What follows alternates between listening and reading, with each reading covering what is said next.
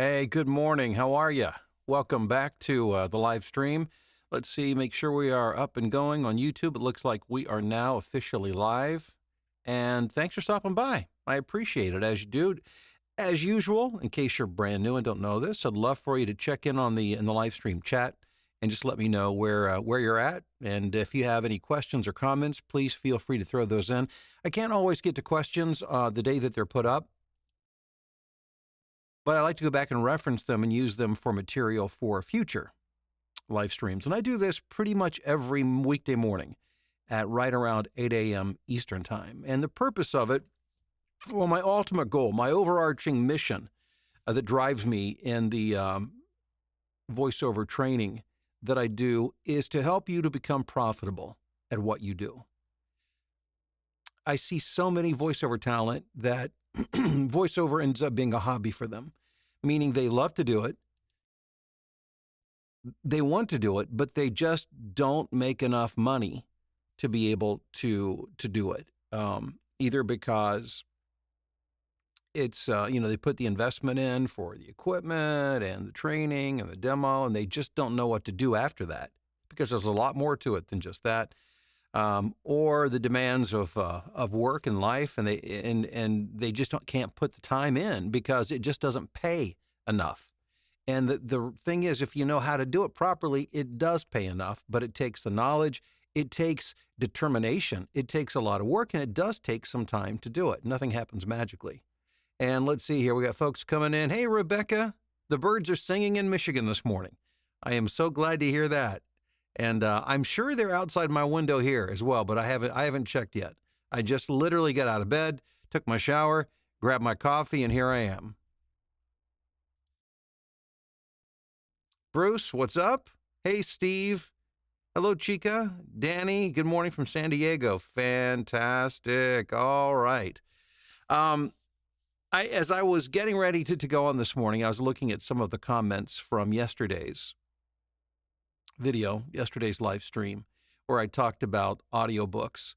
And and that's going to be the conversation for this morning as well. I have a power tip for you. But it was a gentleman who was clearly frustrated. He decided to record audiobooks, and he recorded some audiobooks on what's called royalty share through ACX, that he hadn't made any money.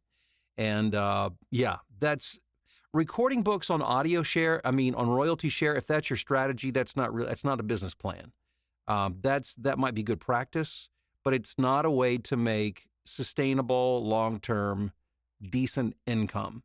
And that's why if you decide that you want to get into audiobooks, and not everybody wants to do it, and regardless of whether you plan to do audiobooks for a living or not, I just think there's so much benefit to doing it in terms of the skills that are learned and your sharpening of your editing, and it will help you become a better voice actor and voice talent all the way around.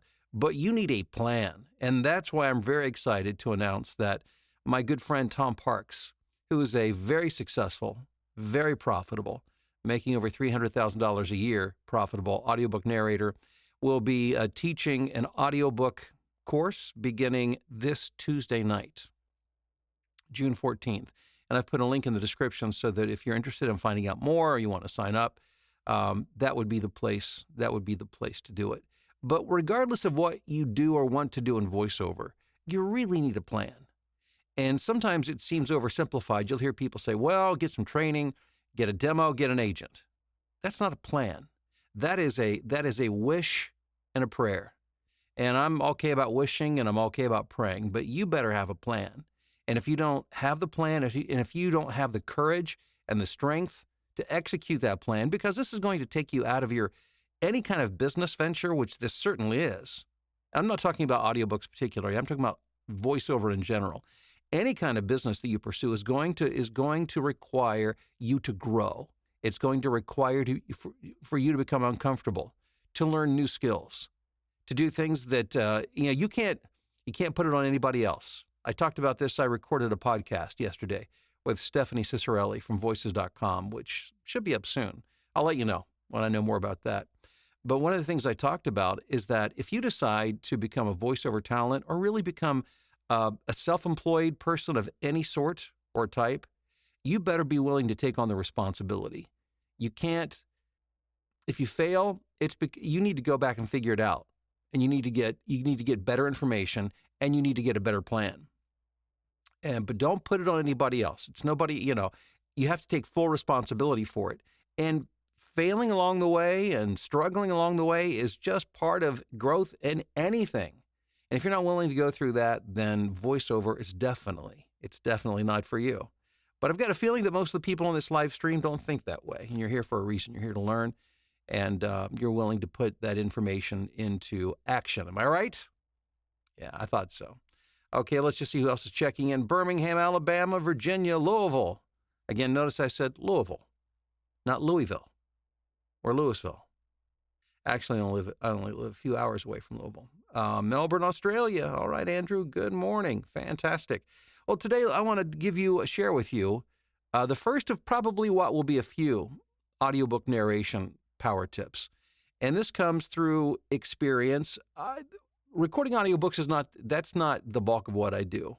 The bulk of what I do is more corporate oriented, and a lot of that is in the medical pharmaceutical area. That's just what the market seems to like me for. That's just what I do. And again, I do everything, and I've done everything, from video games and toy voices to TV promos and such. But the bulk of it, is narration.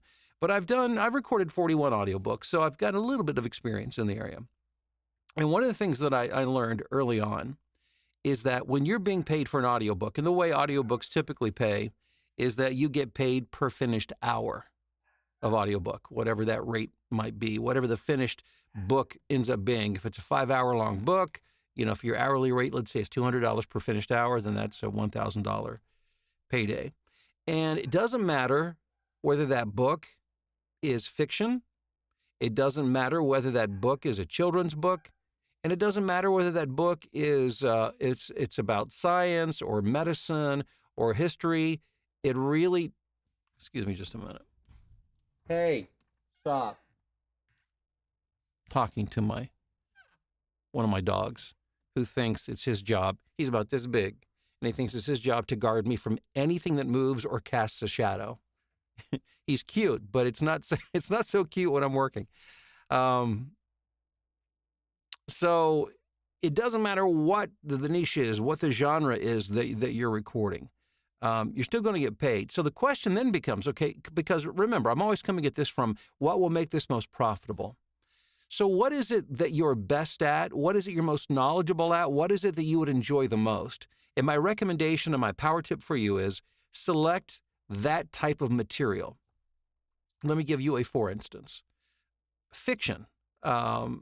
If you're going to record fiction, you have to understand that that's going to take a lot more work in terms of hours of work than a book that is spoken in one voice, like, for instance, a self-help book or a business-related book. And you're going to have to create the characters. You're going to have to maintain those characters. And the hours spent on that book will probably be significantly more than it might be on, there's a number of other genres that would be much simpler. So let's just say, for instance, let's say the book might take, let's say it's a self-help book. Perhaps it would take you 50 hours. And I'm just throwing a random number out there. Let's say it might take you 50 hours to record. If it's fiction, again, this all depends on the material specifically, but it might take you 150 hours to record. But what are you going to get paid? You'll get paid the same for either one. So early on, after recording several books, I realized I needed to become a little more discriminating, a little pickier in what books I took. Now, early on, I took pretty much whatever I could get my hands on because I just wanted work. But after a while, and after you develop your skills and you develop relationships with publishers and such, you'll begin, it's maybe hard to envision now, but with some time and experience, you'll be in a place where you'll have more options available to you. And so for me, I'll give you my for instance, the things that I tend to be best at, business. I'm an MBA and I come from a business and an academic background. And so if you give me a business book, I can read that all day. It makes sense to me. I know the terminology. I'm not going to have to stop every other sentence and look up pronunciations. Maybe occasionally, but the point is, it's something I'm familiar with. I'm swimming in familiar waters. So it's more enjoyable. I'm sure I sound much better as a result, and it takes me far fewer hours than it might in something else. So, and I've recorded, sports related books. Let's see, self-help. I enjoy that genre, and that's, those are pretty simple to record. But I avoid, like the plague, anything that is like historical. Not that I don't enjoy history, but especially when you get into world history, there's just a lot of pronunciations that require a lot of research. One of the worst decisions I made was I chose to record a book. It was a religious book, and it was based on the book of Revelation. Well, I grew up in the church, and I'm very familiar with Scripture, and I thought, well, how difficult could this be? Well, it can be very difficult, as a matter of fact. I spent countless hours.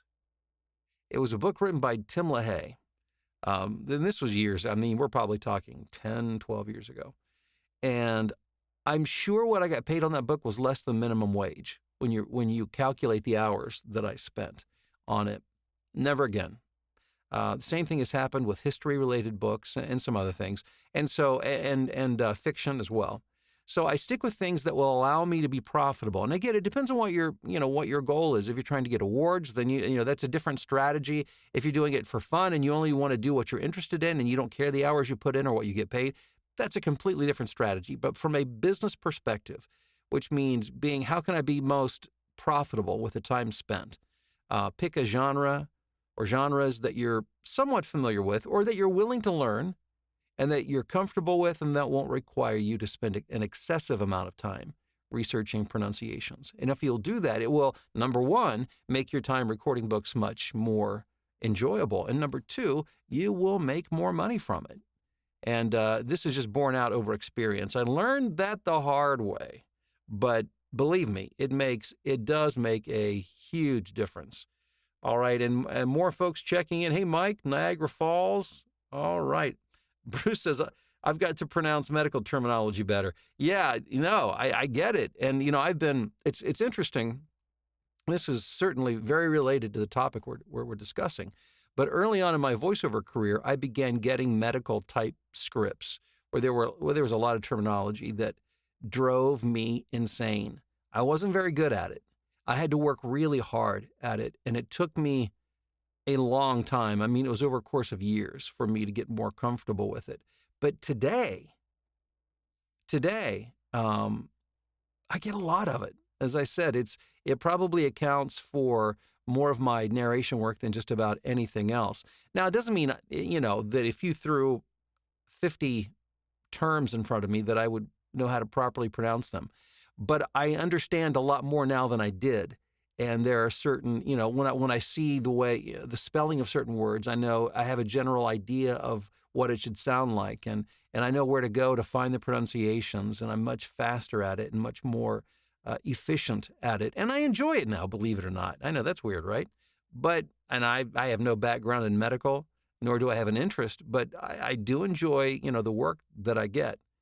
And so that's my power tip. I hope you find it helpful. Tomorrow, I've got a thought or two regarding how to find audiobook work. So for those of you who have been doing royalty share and are frustrated and I've done royalty share. I get it. As a matter of fact, 7 or 8 of the books I've recorded, I did on royalty share as an experiment. I wanted, because those books pay out for 7 years after you record them. And so I wanted to see how much money that I can make, because residuals, right? That's a good thing.